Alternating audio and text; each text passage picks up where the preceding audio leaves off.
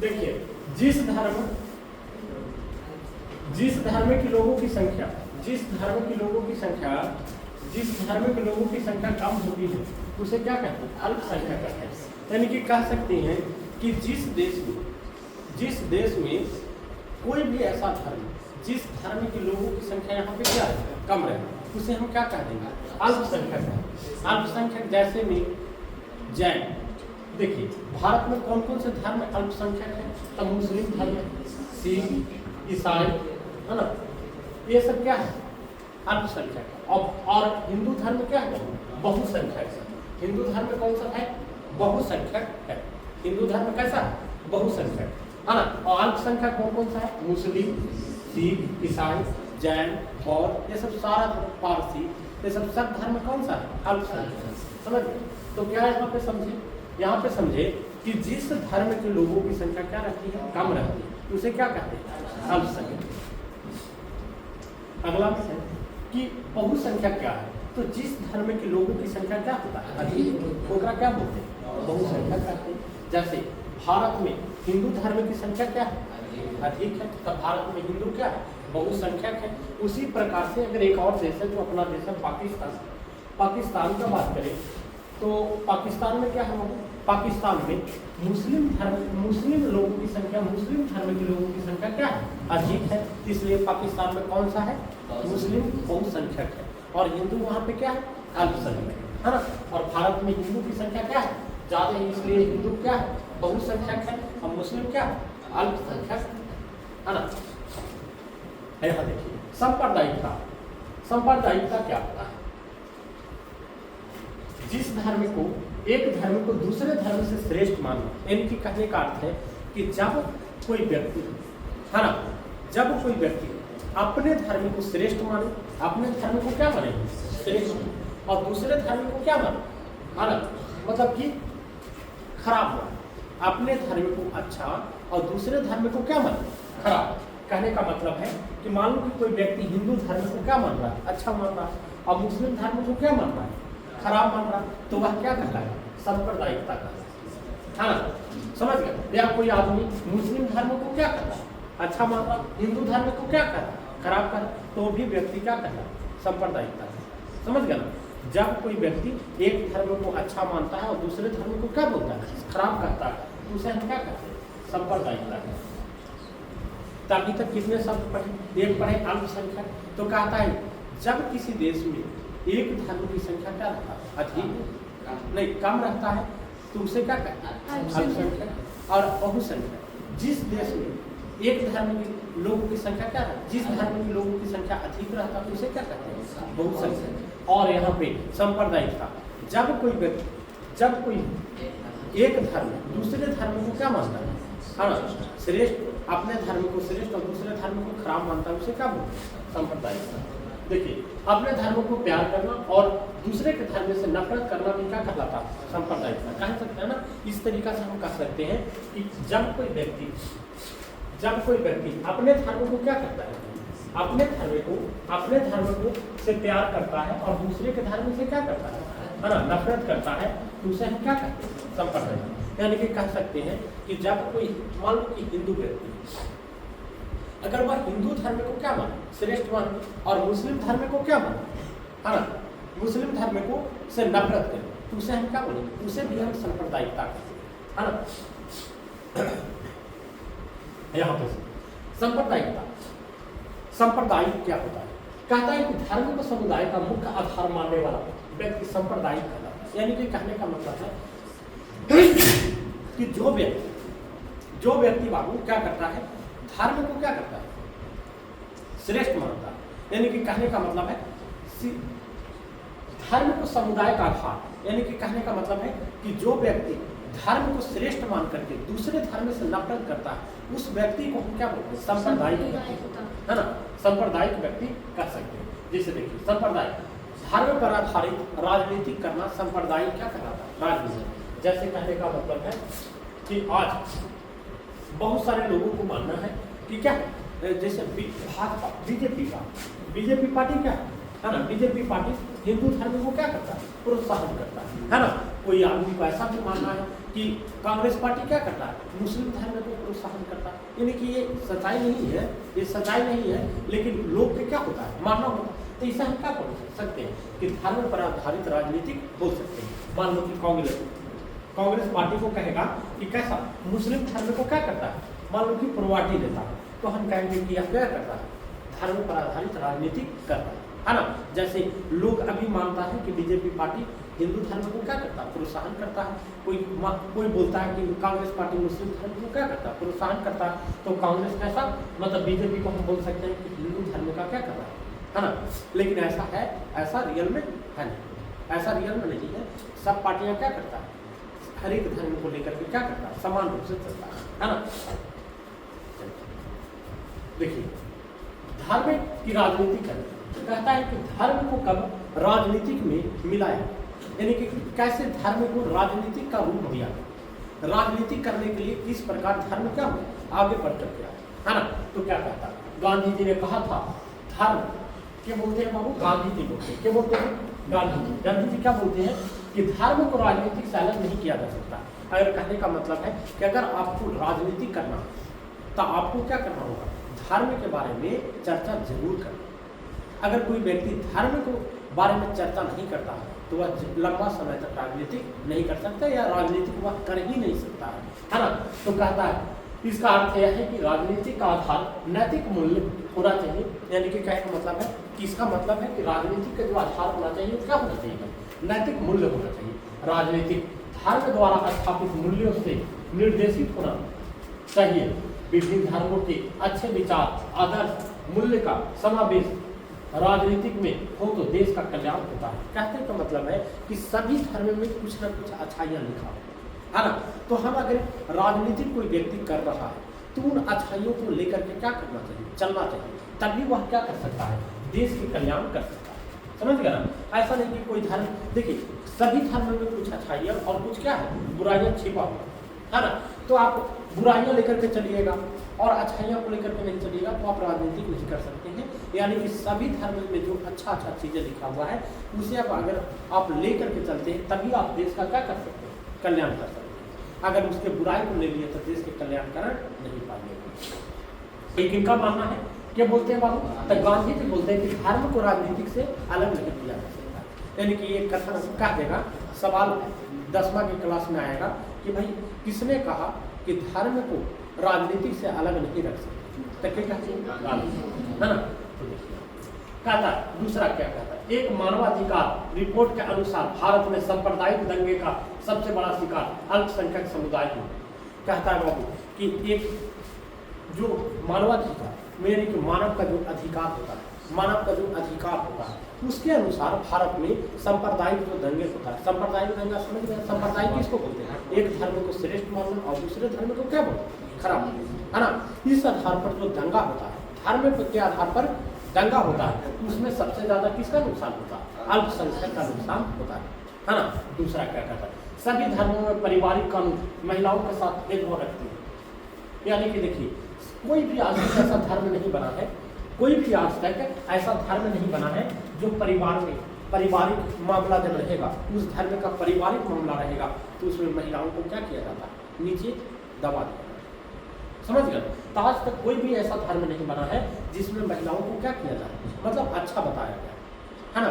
सभी धर्म में महिलाओं को क्या बताया गया है ना। महिलाओं को कहने का मतलब है कि घर के लिए सजा के रखने के लिए, मतलब जैसे हिंदू धर्म, तो हिंदू धर्म में महिलाओं को क्या बताया गया कि महिला जो है तो घर की क्या लक्ष्मी, यानी कि घर ही का, अगर वह महिला बाहर निकल जाती है तो वो लक्ष्मी के स्वरूप से क्या हो जाती है, अलग हो जाती है। इस तरीका से महिलाओं को हमेशा क्या करने का काम किया गया है, दबाने का काम किया गया है ना।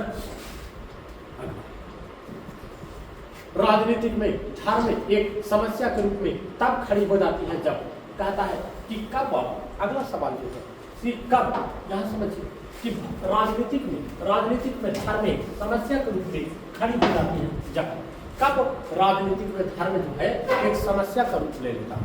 यानी कि कब तक राजनीति करते रहेंगे, ओकरा में धर्म क्या है।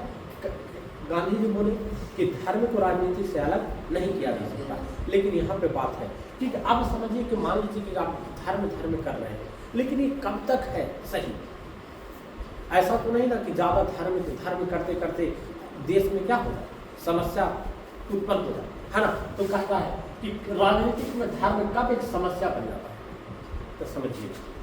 कहता है धर्म को राष्ट्र का आधार मान लिया जाता है जब बाबू कोई धर्म को राष्ट्र का आधार मान लिया जाता है। यानी कि कहने का मतलब है कि धर्म है तो राष्ट्र है, ऐसे बोल देना। जैसे कहने का मतलब है कि कोई बोल सकता है कि ये धर्म है तभी ये क्या राष्ट्र है। इस तरीका से अगर कोई बोलता है तो वह वहाँ पे धर्म एक क्या बन के निकल जाएगा, समस्या बन करके उत्पन्न हो जाएगा। दूसरा, राजनीतिक में धर्म की अभिव्यक्ति एक समुदाय विशेष की विशिष्टता के लिए ली जाती है ना। कहता है कि जो राजनीतिक होता है, राजनीतिक ओकरा में धर्म की अभिव्यक्ति एक समुदाय विशेष की विशिष्टता यानी कि विशेष ध्यान के लिए क्या किया जाता है, लिया जाता है। यानी कि कह सकते हैं हमें कि कोई धर्म को ज़्यादा यानी कि अपने वोट को बढ़ाने के लिए लगातार धर्म पर वार करना, अपने धर्म को श्रेष्ठ बताना या दूसरे धर्म पर लगातार वार करना, ये क्या कहलाता है। एक अगर इस तरीका के भी चीज़ें अगर राजनीतिक में होता है तो वो एक धर्म क्या बन जाए, समस्या बन करके आ जाता है देश में। तीसरा, राजनीतिक किसी भी धर्म विशेष के दावे को पक्ष पोषण करने लगती है जब बाबू कोई भी राजनीतिक दल या कोई भी राजनीतिक पार्टियां या कोई भी राजनीतिक करने वाले लोग अगर वह धर्म विशेष के दावे यानी कि कोई धर्म को विशेष रूप से प्रदर्शित करने लगता है, कहने लगता है कि यही क्या है अच्छा है, बाकी क्या है सब चीज खराब है। कहने का मतलब है यही धर्म खाली अच्छा है, बाकी सब धर्म क्या है खराब। इस तरीका के भी अगर वो दावे करने लगता है तब पर भी देश में क्या पनप के आ जाता है ना, धर्म एक समस्या पनप करके आ जाता है ना। तो किसी भी धर्म विशेष के अनुयायी दूसरे धर्मावलंबियों के खिलाफ मोर्चा खोलने लगता है जब कहता है कि कोई व्यक्ति जब दूसरे धर्म के लोगों के बीच में कहने लगता है कि ये धर्म क्या है खराब है, ये धर्म में ऐसे होता है, ये धर्म में ऐसे होता है। कोई मान लो कि किसी प्रकार से कोई धर्म का बुराई करता है तब पर भी वहाँ पे क्या हो जाता है, देश में धर्म में क्या बन जाता है, समस्या। तो यहाँ पे आप समझ सकते हैं कि क्या क्या आधार है। राजनीतिक में धर्म की समस्या कब खड़ा हो जाता है, पहला कब, जब कोई देश एक ही धर्म को क्या दे देता है, विशेष अधिकार दे देता है ना। कहने का मतलब है आधार मान लेता है कि यही मेरा देश का आधार, यही धर्म मेरा देश का क्या आधार। भारत कैसा देश है, धर्म निरपेक्ष देश है, अर्थात है कि भारत में किसी भी धर्म को विशेष अधिकार नहीं दिया, सभी धर्म को बराबर अधिकार दिया है ना।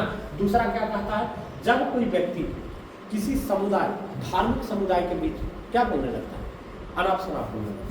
तीसरा, जब राजनीतिक दल विशेष धर्मों के बीच पक्षपात करने लगता है, कहने का मतलब है कि ये धर्म खराब है और ये धर्म क्या है अच्छा, इस तरीका का भी करेगा तो क्या हो जाएगा, धर्म एक समस्या बना करके आ जाए। चौथा कहता है किसी धर्म विशेष का अनुयायी जब एक, कहने का मतलब है कि कोई अनुयायी इसको बोलते हैं जो धर्म को मानता है, जैसे कहने का मतलब है जो हिंदू धर्म को मानता होगा तो सब शामिल क्या कहना है, जितना लोग हिंदू धर्म को मानता है वो क्या हिंदू धर्म के अनुयायी, जितना लोग मुसलमान धर्म को मानता होगा वो मुसलमान धर्म का क्या अनुयायी, जितना लोग बौद्ध धर्म को मानता होगा वो सब बौद्ध धर्म का क्या अनुयायी। अगर वही अनुयायी एक अनुयायी कहने का मतलब हिंदू धर्म वाला लोग जब मुस्लिम धर्म वाला लोग को क्या करने लगे, उसके खिलाफ बोलने लगे, ये खराब है, ये ऐसे है, ये ऐसे करता है, ऐसे करता है, तो इस तरीका की क्या हो जाएगा है ना, देश में धर्म एक समस्या पनप करके आ जाएगा। तो यहाँ पे देखिए आगे है ना, राजनीतिक में सांप्रदायिकता के स्वरूप कहता है कि किस प्रकार राजनीतिक में सांप्रदायिकता एक स्वरूप पनप करके लेकर के खड़ा हो जाता है। तो देखिए पहला, सांप्रदायिकता का स्रोत प्राय अपने धर्म समुदाय का प्रमुख राजनीतिक में बरकरार रखना चाहता है।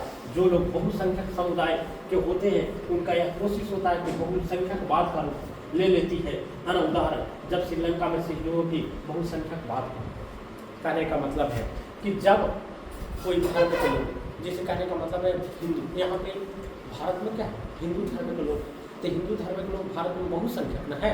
अब क्या कहता है यहाँ पे समझिए, जब कोई लोग जब बहुसंख्यक समुदाय के होते हैं कोई जो लोग बहुसंख्यक समुदाय के क्या होते हैं। देखिए बहुसंख्यक समुदाय, तब भारत में कौन बहुसंख्यक है? हिंदू है। तब मान लो कि हिंदू बहुसंख्यक समुदाय के रहते हैं। जो लोग बहुसंख्यक समुदाय के होते हैं उनकी यह कोशिश होता है कि बहुसंख्यकवाद का रूप ले। यह जो देश है वो उसमें सिर्फ उसी का चले जो क्या है ज़्यादा मात्रा में। कहने का मतलब है कि मान लो कि हिंदू मतलब भारत में हिंदू बहुसंख्यक है, तब बहुसंख्यक को मानना होगा कि भारत में जो भी बात हो वो सिर्फ हिंदू धर्म के आधार पर किया जाता है ना। जब ऐसे रूप ले लेता है, जैसे उदाहरण में बताया था ना, उदाहरण में 2 जाति के लोग कहते श्रीलंका में 2 जाति के लोग रहता है। एक जाति का नाम क्या है? सिगली, और एक का नाम तमिल। तो सिगली लोगों की संख्या क्या था? ज़्यादा था। कहीं कल की क्लास में बताया कि सिगली लोगों की संख्या क्या था? ज़्यादा। तमिल लोगों की संख्या क्या था? कम। तो वहाँ पे श्रीलंका सरकार ने क्या किया? सिगली जाति के लोगों को क्या कह दिया था कि यह क्या भारत के मतलब कि नहीं, भारत के सॉरी श्रीलंका के या विशेष धर्म है, ऐसा स्वरूप जब ले लेता है तो वहाँ पे क्या हो जाता है? सांप्रदायिक एक मुद्दा बन करके निकल जाता है ना। देखिए यहाँ पे सांप्रदायिक के आधार पर राजनीतिक गोलबंदी सांप्रदायिकता का दूसरा रूप है। इस प्रकार पवित्र प्रतीकों, धर्म गुरुओं और भावनात्मक अपील आदि का सहारा लिया जाता है। संप्रदाय के आधार पर हिंसा, दंगा और नरसंहार होता है। कहता है बाबू कि संप्रदाय, देखिए समझ नहीं पाते यहाँ से क्या कह रहा है। संप्रदाय के आधार पर राजनीतिक गोलबंदी सांप्रदायिकता का दूसरा रूप। कहने का मतलब है कि लोग धर्म करके राजनीति को क्या करता है? एकदम रूप को मोड़ देता है। तो क्या है दूसरा सबसे बड़ा घातक चीज़ है। किसी देश को अगर आगे बढ़ना, कोई भी देश को आगे बढ़ना तो इसके लिए धर्म को मतलब कि बीच में आड़ा नहीं आना चाहिए। समझ गए ना? यानी कि कहने का मतलब है धर्म जरूरी नहीं है ना देश के विकास में। हाँ ये जरूरी है, सबका अपना अपना धर्म है तो धर्म मान सकता है, लेकिन ये जरूरी नहीं है कि धर्म इसमें क्या लगे, है ना। राजनीतिक में अगर धर्म किसी प्रकार के जगह बना लेता है तो उस देश का विकास क्या हो जाता है? रुक जाता है। समझ गए? तो देखिए, और इस सब चीज़ को कौन उकसाता है? पवित्र प्रतीक जो देश में मान लो कि भारत के पवित्र जो भी प्रतीक होगा, हिंदू धर्म का जो पवित्र चिन्ह है, प्रतीक मतलब चिन्ह, जैसे स्वास्तिक का, ओम का, है ना, या फिर सारनाथ का, इस सब के क्या है? पवित्र चिन्ह, है ना। या फिर कोणार्क के लिए सूर्य भगवान के जो कोणार्क का जो मंदिर है उसके ऊपर जो पहिया लगा हुआ है, ये सब पवित्र चिन्ह, है ना।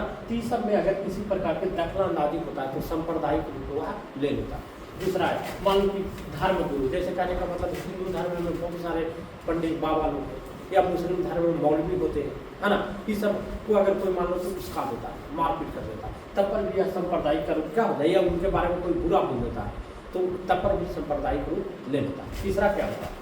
भावनात्मक, जो हमारे हिंदू धर्म के लिए भावना है ना। हम मान लो कि मुस्लिम धर्म के लिए वही भावना क्या है? पलट जाता है। अगर कहेगा कि खराब धर्म ही है वो है, तो इस तरीका के भावना को क्या कर लेता है? सांप्रदायिक रूप ले लेता है। और कहता है सबसे बड़ा, अगर मान लो कि कोई भी देश में सांप्रदायिक अगर रूप ले लेता है, सांप्रदायिक अगर वर्चस्व बना लेता है तो वहाँ पे हिंसा होता है। हिंसा कहने का मतलब मारकाट होने लगता है दो धर्मों के बीच, है ना।